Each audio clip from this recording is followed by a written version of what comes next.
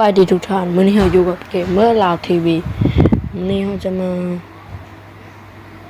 ขอโทษที่บ่ได้ลงคลิปประมาณ2 อาทิตย์เนาะแล้วมื้อนี้เปิดให้ทุกคนคอมเมนต์คำถามหยังก็ได้เกี่ยวกับ2ค่อยเนาะถามมาเดี๋ยวค่อยจะคลิปต่อไปเฮ็ด Q&A เนาะก็ช่วงนี้บ่ได้ลงคลิปหลายเนาะเพราะว่าเกม Minecraft ก็เริ่มบ่อยากเล่นแล้วเริ่มเซ็งกับมันเนาะอาจจะเน้นไปทางเกมไหมครับก็น่าจะมีอยู่โอเคพอมีน้อยแล้วเนาะโอเคสำหรับมื้อนี้ก็ขอลาทุกคนเนาะอย่าลืมที่จะคอมเมนต์ Subscribe และกดไลค์ถ้าเป็นไปได้ก็กดแชร์ไปเลยเนาะให้ทุกคนได้ฮู้เห็นว่าเฮานั้นเป็น